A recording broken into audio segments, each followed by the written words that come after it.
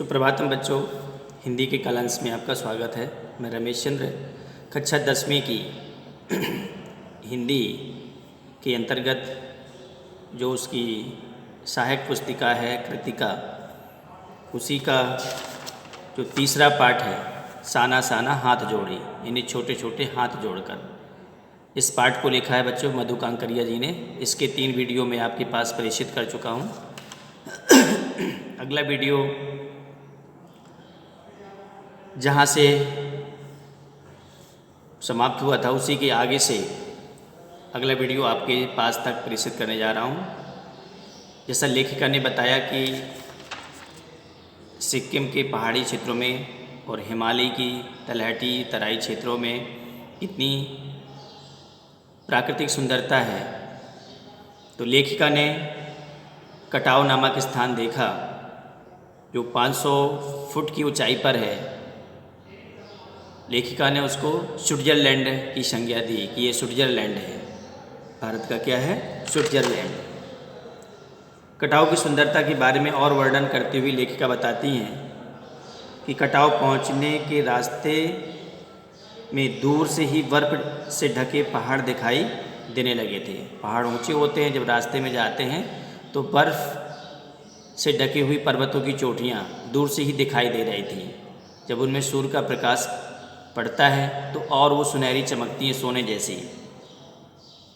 किसी ने उन पर पाउडर छिड़क दिया हो, क्योंकि जो वहाँ बर्फ़बारी होती है तो बिल्कुल जैसे सॉफ्ट बर्फ़, ठंडी ठंडी और सॉफ्ट, साबुन की झाग चारों ओर फैला दिए हों, इस प्रकार का दृश्य दिखाई दे रहा था। सभी यहाँ बर्फ़ पर कूदने लगे थे।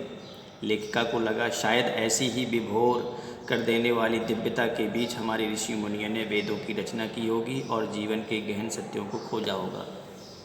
लेखिका कल्पना करती हैं कि ऐसी सुंदर वादियों में बैठ कर के ही, ऐसे सुंदर वातावरण में बैठ कर के ही हमारे ऋषि मुनियों ने हिमालय की गोद में बैठ कर के और हमारे वेदों की रचना की होगी। लेखिका की मित्र मणि एकाएक दार्शनिकों की तरह कहने लगी, ये हिम शिखर जल स्तंभ है। जो हिम शिखर हैं हमारे जल के स्तंभ हैं, अर्थात इन्हीं से हमें जल प्राप्त होता है। पूरे एशिया को देखो, पूरी एशिया के देखो, प्रकृति भी किस नायाब ढंग से इंतजाम करती है। सर्दियों में बर्फ़ के रूप में जल संग्रह कर लेती है और गर्मियों में पानी के लिए जब त्राई त्राई मचती तो ये ही बर्फ़ शिलाएँ पिघल पिघल कर जलधारा बन हमारे सूखे कंठों को तरावट पहुंचाती हैं। कितनी अद्भुत व्यवस्था है जल संचय की। तो एक तरह से कवित्री की जो सहेली है उसने कहा कि ये जो हिम स्तंभ हैं ये प्रकृति की जल संचय की एक प्राकृतिक व्यवस्था है। जब अत्यधिक सर्दी पड़ती है तो वहाँ जो जल होता है वो बर्फ़ के रूप में, एक ठोस बर्फ़ के रूप में इकट्ठा हो जाता है और धीरे धीरे जब गर्मी पड़ने लगती है और मैदानी भागों में जल की कमी होने लगती है तो यही हिमखंड पिघल पिघल करके नदियों के माध्यम से लोगों तक जल पहुंचता है और लोग अपनी प्यास को बुझाते हैं। तो प्रकृति मनुष्य का कितना ध्यान रखती है, लेकिन मनुष्य प्रकृति के साथ खिलवाड़ करता है। सैनिकों की वीरता के बारे में भी बताया गया। वहाँ से आगे बढ़ने पर उन्हें मार्ग में इक्की दुक्की फौजी छावनियाँ, 1-2 फौजी छावनियाँ देखने को मिली जहाँ पर फौजी लोग रहते हैं। यहाँ से थोड़ी ही दूरी पर चीन की सीमा थी।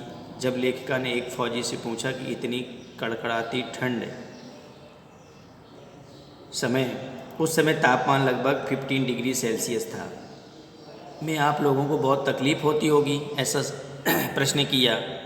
तो उसने उत्तर दिया, आप चैन की नींद सो सकें इसलिए तो हम यहाँ पहरा दे रहे हैं। कितना अच्छा जवाब दिया कि आज हम सुरक्षित हैं विदेशी शत्रुओं से, तो वो केवल हम अपने सैनिक खुद कष्ट सहकर, खुद कष्ट उठा करके, उन्होंने कहा कि हम इसलिए यहाँ पर ऐसा कष्ट सह रहे हैं कि आप लोग सुरक्षित रहें। आपकी सुरक्षा के लिए, हम अपने देश की सुरक्षा के लिए यहाँ कष्ट उठाते हैं, कष्ट झेलते हैं। इतने कम तापमान में भी हम यहाँ अपना गुजर बसर करते हैं। थोड़ी ही दूर एक फौजी छावनी पर लिखा था, we give our today for your tomorrow. We give our today for your tomorrow, यानी हम आज अपना, आपके कल, आपके भविष्य के लिए आज हम अपना सब कुछ दे रहे हैं। वी गिव आवर टुडे, यानी आज हम अपना, आपके कल के लिए, यानी हम आज अपना सर्वस्व न्यौछावर करते हैं कि आप अच्छे रहें, आप स्वस्थ रहें, आपको किसी प्रकार से शत्रुओं से कोई डर ना रहे। तो we give our today for your tomorrow. लेखिका को भारतीय सैनिकों पर बहुत गर्व होता है कि हमारे भारतीय सैनिक अपने देश के लिए और अब देश के नागरिकों के लिए कितनी कुर्बानी देते हैं। यह वह सोचने लगती है कि पौष और माघ के महीने में जब केवल पेट्रोल को छोड़कर सब कुछ जम जाता है, मैदानी भागों में भी माघ और पौष के महीने में कपकपाने वाली सर्दी पड़ती है, और जहाँ बर्फ़ ऐसे महीने में गिरे तो वहाँ पर कितनी सर्दी होगी। उस समय भी ये सैनिक हमारी रक्षा के लिए दिन रात लगे रहते हैं। युमथांग की घाटियों में ढेरों प्रियोता और रोडोडेंड्रो के फूल खिले हुए थे। जितेन उन्हें बताता है कि अगले 15 दिनों में पूरी घाटी फूलों से भर उठेगी। लेखिका बताती हैं कि वहाँ सुंदर सुंदर घाटियाँ हैं और फूलों से भरी हुई हैं। सिक्किम में भारत प्रेम। अब सिक्किम के लोग अपने देश से कितना प्रेम करते हैं। लेखिका युमथांग में चिप्स बेचती हुई एक युवती से पूछती है कि क्या तुम सिक्किमी हो। ऐसा लेखिका ने प्रश्न किया एक चिप्स से। जहाँ पर्यटक लोग जाते हैं तो छोटे छोटे बच्चे कि उनकी बिक्री हो जाए, 2 पैसे आ जाए उनके, तो शाम को हम कुछ खाना खा लेंगे, तो चिप्स बेचती हैं। तो लेखिका ने पूछा कि क्या तुम सिक्किमी हो, तो वो युवती उत्तर देती है, नहीं मैं इंडियन हूँ। उन्होंने ये नहीं बताया कि मैं सिक्किमी हूँ। उन्होंने अपनी पहचान बताई कि मैं इंडियन हूँ, मैं भारतीय हूँ।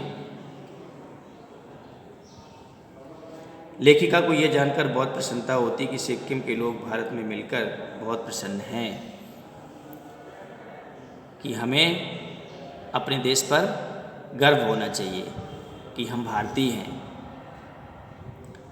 सिक्किम से जुड़ी लोक मान्यताएँ। सिक्किम से जुड़ी कुछ लोक मान्यताएँ हैं। जब लेखिका तथा उनके साथी जीप में बैठ रहे थे तब एक पहाड़ी कुत्ते ने रास्ता काट दिया। लेखिका की साथी मणि बताती है कि ये पहाड़ी कुत्ते हैं जो केवल चांदनी रात में ही भौंकते हैं।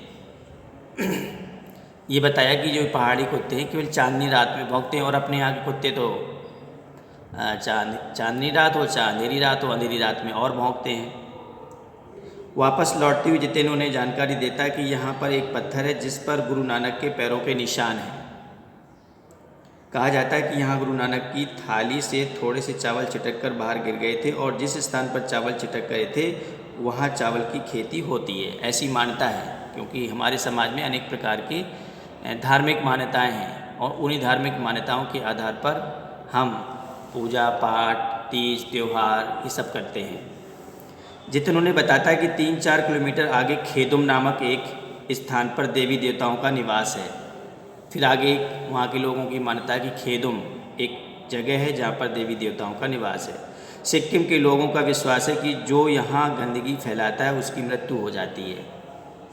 लोगों को उससे जोड़ दिया है कि सफाई पर विशेष ध्यान रखो, और ये लोगों के अंदर एक भय पैदा कर दिया कि जो लोग ऐसे इस एरिया में, इस क्षेत्र में खेदों के आसपास जो गंदगी फैलाते हैं उसकी मृत्यु हो जाती है। मृत्यु से तो सभी को डर लगता है, तो मृत्यु की भय से फिर वो ऐसा लोग वहाँ नहीं करते, गंदगी नहीं फैलाते, तो निश्चित रूप से वहाँ पर और साफ़ सफाई रहती है। लेखिका के पूछने पर कि क्या तुम लोग पहाड़ों पर गंदगी नहीं फैलाते, तो वह उत्तर देता है, नहीं मैडम, हम लोग पहाड़, नदी, झरने इन सब की पूजा करते हैं। इसीलिए हमारे तीज त्योहारों में नदी में स्नान करना, तालाब में स्नान करना, वृक्षों को पूजना, इसी से जोड़ दिया गया है कि हमें इनका संरक्षण करना है। अगर हम इनका संरक्षण करेंगे तो ये हमारा संरक्षण करेंगे। तो वहाँ के लोग भी नदी, पहाड़, झील, झरने, पर्वत इन सब की पूजा करते हैं। जितेन युमथांग के विषय में एक जानकारी और देता है कि जब सिक्किम भारत में मिला तो उसके कई वर्षों बाद भारतीय सेना के कप्तान शेखर दत्ता के दिमाग में यह विचार आया। कौन किसके मन में विचार आया? शेखर दत्ता, भारतीय सेना के कप्तान थे शेखर दत्ता, कि केवल सैनिकों को यहाँ रखकर क्या होगा, घाटियों के बीच रास्ते निकालकर इस स्थान को टूरिस्ट स्पॉट बनाया जा सकता। तो शेखर दत्ता ने सोचा कि इस दुर्गम क्षेत्र का विकास तभी हो सकता है जब हम यहाँ पर लोगों को आने के लिए ठीक प्रकार से रास्ते बनाएं, लोग यहाँ आएँ, यहाँ की सुंदरता देखें, तभी इस स्थान का महत्व होगा। आज भी यहाँ रास्ते बनाए जा रहे हैं, लेकर सोचती है कि नए नए स्थानों की खोज अभी भी जारी है और शायद मनुष्य की कभी न समाप्त होने वाली खोज का नाम सौंदर्य है। अगर मनुष्य इतना प्रयास न करे तो जो हमें ये नई नई चीज़ें देखने को मिल रही हैं, नई नई चीज़ों के बारे में हम समझ रहे हैं, लोगों ने अपनी जान को जोखिम में डाल करके दुर्गम स्थानों में रास्ते बनाए, समुद्र से यात्राएं की, नए नए जगहों की खोज की, हमको बताया, संसार में छिपे हुए अद्भुतों को, जो अद्भुत हैं, आश्चर्य हैं, वंडर्स हैं, उनको सबके सामने लाया। ये मनुष्य के अथक प्रयास का ही परिणाम है। तो हम क्या कर सकते हैं अपनी प्रकृति के लिए? हम अपनी प्रकृति के लिए बच्चों बहुत कुछ कर सकते हैं। प्राकृतिक वस्तुओं से प्रेम करें, उनको अनावश्यक रूप से नष्ट ना करें। हमारे वृक्ष हैं, मिट्टी है, जल है ना, खेत खलिहान हैं, इनका सबका हमें संरक्षण करना चाहिए। तो बच्चों पाठ को ठीक प्रकार से पढ़ेंगे, समझेंगे और PDF के माध्यम से इसके प्रश्नोत्तर भी डालेंगे, तो आप अपनी नोटबुक में लिख लीजिएगा। पाठ बच्चों यहीं पर समाप्त हो जाता है। बहुत बहुत धन्यवाद।